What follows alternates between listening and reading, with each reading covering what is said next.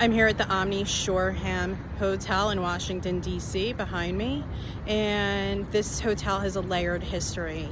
Henry Doherty, built in 1930, minority shareholder and wealthy businessman, 1933 to 1973. 1933, he moves in with his family to an 8th floor apartment suite. He has an executive housekeeper maintaining the apartment suite for him and his family. Well, one day, the executive housekeeper, she's feeling quite ill, and she goes to call her doctor, and the phone engineer notices that the line's been disconnected to the 8th floor apartment suite of the Dohertys for a couple hours. So he decides to do a check-in, and he finds that executive housekeeper dead with the phone hanging near her hand. Fast forward a couple years later, the Doherty's daughter passes away in that 8th floor apartment suite of a suspected overdose or possible suicide.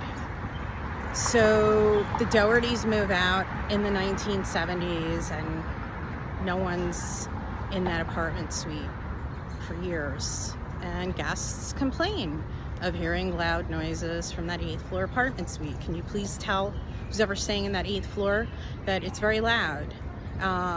Employees know nobody is staying in that apartment suite. One guest says, look, there's a loud piano playing from that 8th floor apartment suite. No piano in that 8th floor apartment suite. People on that 8th floor have said there's mysterious breezes, carts move on their own. Also, in 1997, they decide to renovate that 8th floor apartment suite.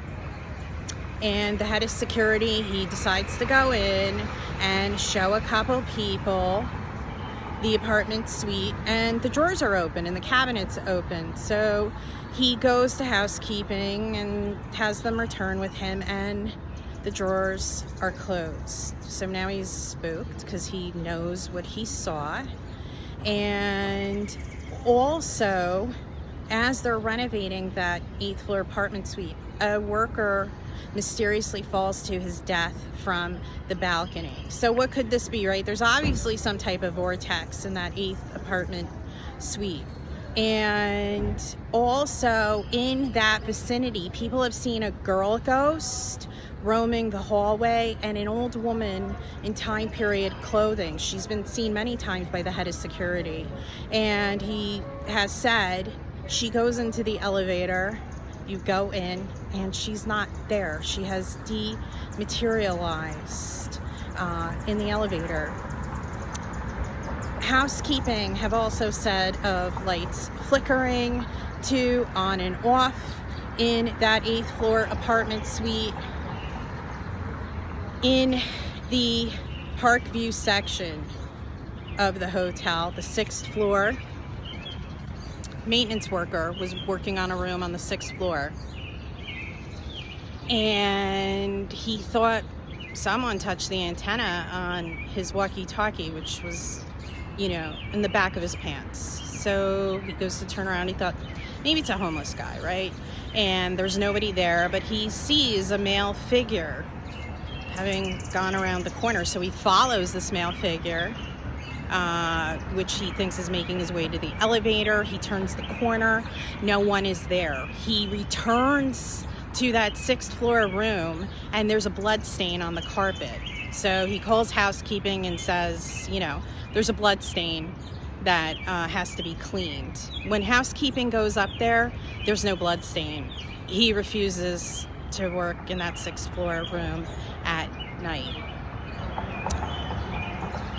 Also, in that 6th floor, around the same time in room 667, a man committed suicide, right? And we see this with hotels that, there's quite a few hotels.